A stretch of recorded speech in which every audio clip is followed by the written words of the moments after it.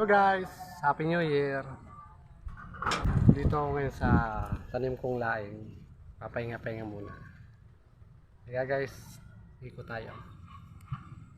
Ikutin natin yung laing ko kung naalala nyo yung ginagamasan ko nung October yata yun. October, di ko na maalala kung kailan ako nagamas nun, pero ito na siya guys. Yan. Yan na siya guys. Napakalalaki na guys. Oh. Nakaka-surpresa guys ano. Tingnan nyo guys kung gano'n nakalalaki yan.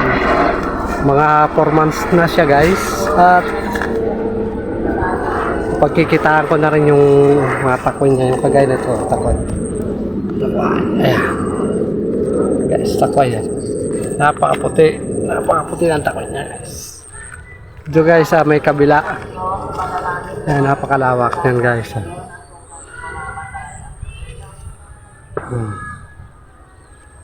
Ito guys, dadaan sa gitna para makita nyo. Yan guys, napakalalaki na. Ang dahon guys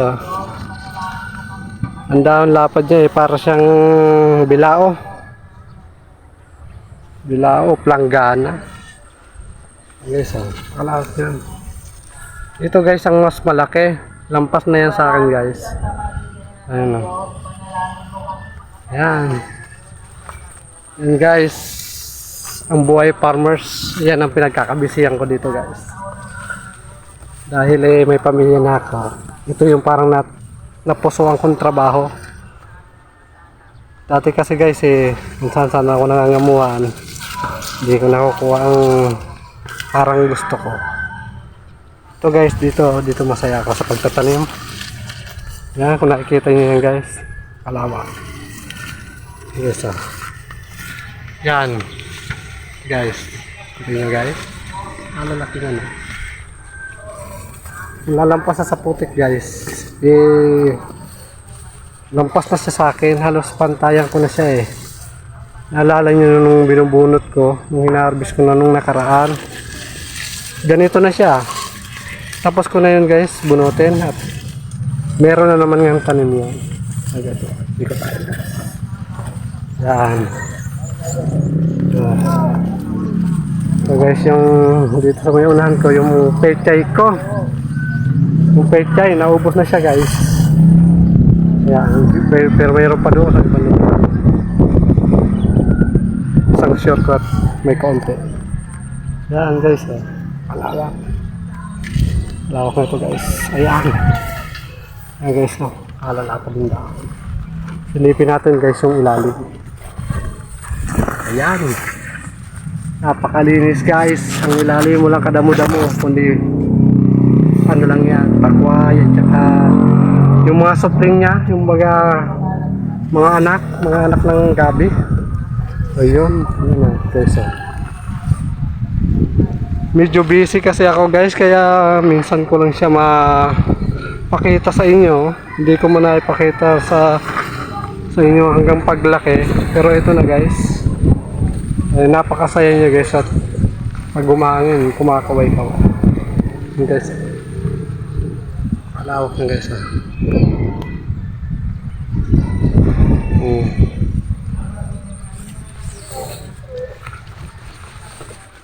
Ilang beses ko na rin natakwayan yan Kaya ngayon January guys harvestin na rin yan guys. Pasunod lang guys.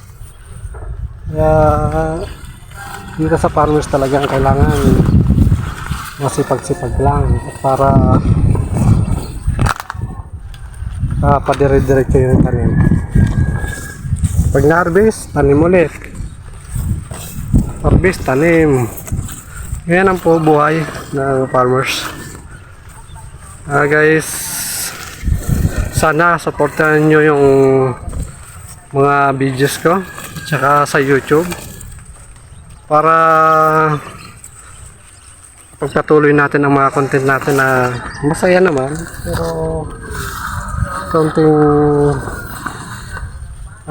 konting pagod lang pero masaya naman guys. Pagod lang pero na ano naman kahit pa paano luwag-luwag naman tayo sa pagkain. Kain ng 3 beses isang araw. Kakabili ng kung anong gamit ng kaya sa bulsa. Yun lang guys. Yan guys. Tuwan-tuwa siya. Tuwan-tuwa sila. Kumakaway. Pati ako guys, tuwan-tuwa sa kanila. Nakakatuwa guys, ano. Yan talaga guys ang farmers. Pag time na ganito ng pa-harvest na, talagang nakakatuwa na. Ay siyempre, lahat ng pagod, nasusuklian. Kaya guys, hanggang dito na lang ang videos ko. Salamat. Subaybayan nyo ulit ang susunod na video ko. Hey guys, Happy New Year!